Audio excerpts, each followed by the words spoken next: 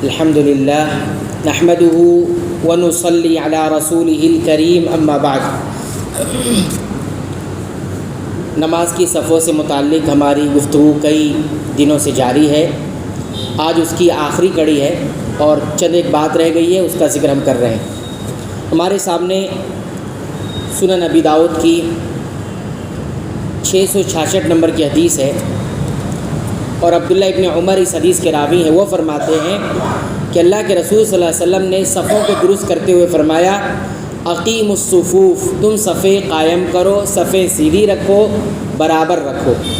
وحادوا بین المناکب، اس طرح سے سیدھی کرو کہ تمہارے کندھے بالکل سیدھے ہوں، برابر برابر ہوں، ایک دوسرے کے بالکل سامنے ہوں کندھے۔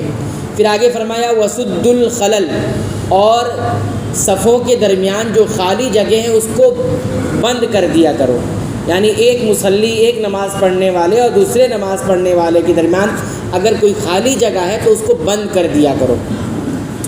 پھر فرمایا ولینوا بایدی اخوانکم، اور اپنے بھائیوں کے ہاتھوں نرم پڑ جایا کرو۔ معنی اس کا یہ ہے کہ اگر کوئی بھائی آپ کا صف میں داخل ہونا چاہتا ہے تو اتنے کندھے اس کے لیے نرم رکھو، یعنی آسانی کے ساتھ وہ داخل ہو جائے اگر خالی جگہ ہے اور وہ آنا چاہتا ہے۔ اور اس کا ایک معنی یہ ہے کہ اگر وہ تمہیں تھوڑا سا آگے پیچھے کرنا چاہتا ہے تو آگے پیچھے یا دائیں بائیں ہو جایا کرو تاکہ صفیں برابر لگ جائیں۔ یہ نرم پڑنے کا جو حکم ہے یہ دیا گیا۔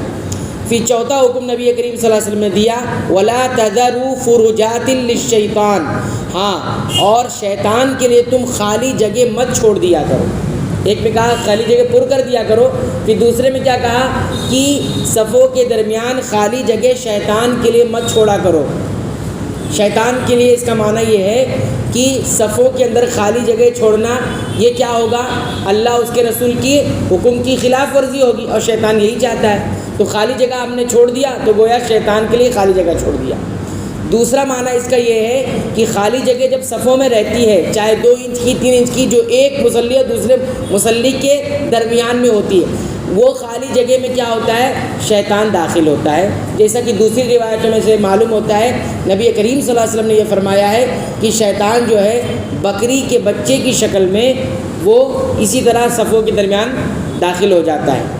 ٹھیک، تو کون سے درمیان میں؟ وہ 2 پیروں کے درمیان نہیں، اور نہ ایک صف سے دوسرے صف کے درمیان۔ یہ کہاں داخل ہوتا ہے؟ جب 2 آدمی جو کھڑے ہوتے ہیں تو ایک آدمی کا دایاں پیر، ایک آدمی کا بایاں پیر، اس درمیان جو جگہ ہوتی ہے وہاں داخل ہوتا ہے۔ ورنہ خالی جگہ تو بہت ساری جگہ ہیں، ہے نا، ایک صف کے درمیان دوسری صف کے درمیان بھی خالی جگہ ہے، اور ایک آدمی کے اور دوسرے پیر 2 بہنوں کے درمیان بھی خالی جگہ ہے، وہاں نہیں، بلکہ جو 2 مصلی نماز پڑھنے والے ہیں اس کے درمیان۔ تو فرمایا اس شیطان کے لیے وہاں خالی جگہ مت چھوڑا کرو۔ پھر آگے فرمایا ومن وصل صفا، جو کوئی صف کو ملائے گا، یعنی جس طرح سے ہم نے بتایا ہے اس طرح سے صف کو ملا کر اچھی طرح کھڑے ہوگا، وصلہ اللہ، اللہ اسے ملا دے گا، اللہ اسے ملا دے گا۔ کس سے ملا دے گا؟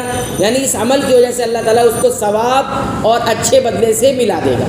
ٹھیک ہے، ومن قطعہ، اور جو صفوں کو کاٹے گا، یعنی اس طرح سے صف درست نہیں کرے گا، گیپ رکھے گا، خالی جگہ رکھے گا یا ٹیڑھی میڑھی صف کو رکھے گا، قطعہ اللہ، تو اللہ اسے کاٹ دے گا، یعنی اس کے اور ثواب اور اچھے بدلے کے درمیان اس کو دور کر دے گا، کاٹ دے گا۔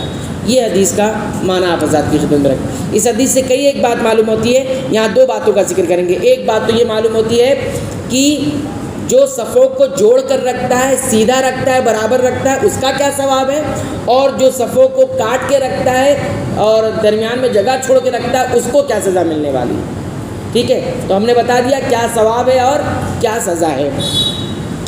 اور دوسری بات اس حدیث سے جو ہمیں معلوم ہوتی ہے کہ مصلیوں کے درمیان، نماز پڑھنے والوں کے درمیان جو خالی جگہ ہوتی ہے اس کی سنگینی کتنی خطرناک ہے، اس کی سنگینی کتنی خطرناک ہے، اور اس کو شیطان کی جگہ قرار دیا گیا۔ کس کی جگہ کہا گیا ہے؟ شیطان کی جگہ ہے وہ۔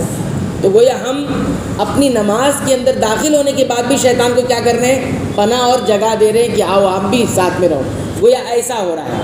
تو اس طرح کی چیزوں سے ہمیں اس کو معمولی نہیں سمجھنا چاہیے، بلکہ اس پر دھیان دینا چاہیے اور اس چیز کی ہمیں پریکٹس و تربیت لینی چاہیے، کس طرح سے ہم صف کو صحیح کر سکتے ہیں اور اپنی نماز کو واقعی شیطان کے حملوں سے محفوظ بنا سکتے ہیں۔